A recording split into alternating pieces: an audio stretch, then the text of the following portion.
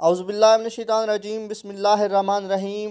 جی تو ناظرین، مرحوم سلطان راہی کی فلمیں دیکھ لیں اور نواز شریف کے تینوں ادوار ملاحظہ کر لیجئے۔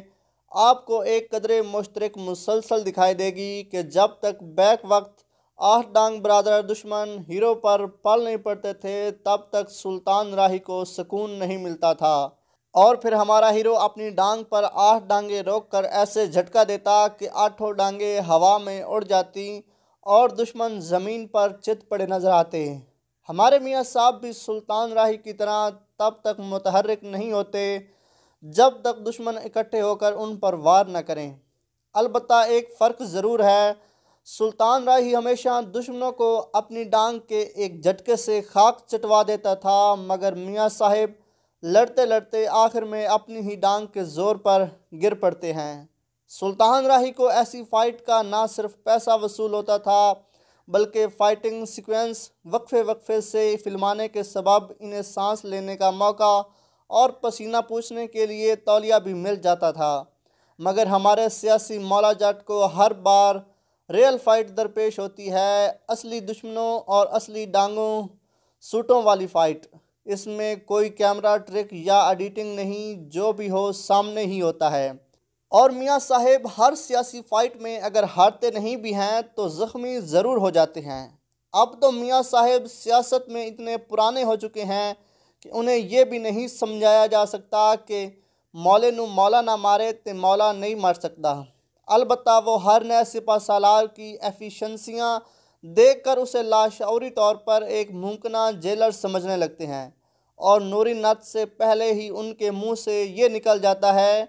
نوائی آیا ہے سونیاں۔ اور سلطان راہی کو تو ایک ہی نوری نت درپیش تھا، مگر میاں صاحب کو ایک سے زائد درکار رہتے ہیں، پھر بھی کم پڑ رہے ہوں تو خود تخلیق کر لیتے ہیں۔ تینوں ادوار گواہ ہیں کہ میاں صاحب کسی بھی سیاسی نوری نت کو برابر کا جوڑ تسلیم نہیں کرتے، اس لیے وہ عادت مہم جوئی کی تسکین کے لیے اپنے ہی ہاتھوں بنائے باوردی بتوں کو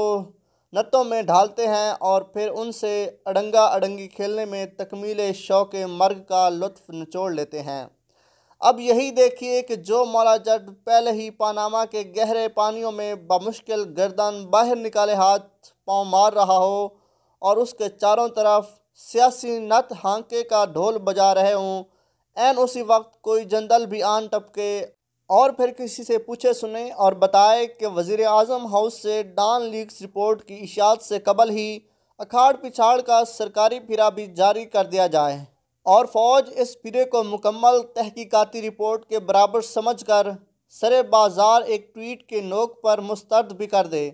بقول تجزیہ کار ایاز امیر، فوج نے تختے ضرور الٹے ہیں لیکن کسی حکومت کی اس طرح کھلم کھلا بھید پہلے کبھی نہیں اڑائی۔ اس دماغ چوکڑی میں وہ رہا سہا مہین پردہ بھی اتر گیا جو گتے سے بنے جمہوری فلمی سیٹ اور ہدایت کار کے مابین اب تک حائل تھا، مگر میاں صاحب کی سلطان راہیت اپنی جگہ قائم ہے۔ البتہ ان کے وزیر داخلہ چودھری نثار علی خان کی موجودہ کیفیت اس خالی غلیل جیسی ہے جس سے نشانہ لگانے کا نہیں، پرندے ڈرانے کا کام لیا جاتا ہے۔ وزادار اور بامروت کمپنیاں کسی ملازم کو نکالنا چاہیں تو اسے برطرف نہیں کرتی بلکہ ایک کونے میں بغیر کام دیے خالی میز کرسی دے دیتی ہیں تاکہ وہ جتنی دیر بیٹھنا چاہے بیٹھے، چائے وائے پیتا رہے اور بور ہو تو چلا جائے۔ چند روز میں عقل مند ملازم خود ہی سمجھ جاتا ہے کہ اب کمپنی کو اس کی ضرورت نہیں رہی، لہٰذا وہ نئی ملازمت تلاش کر کے خوشی خوشی استعفیٰ دے دیتا ہے۔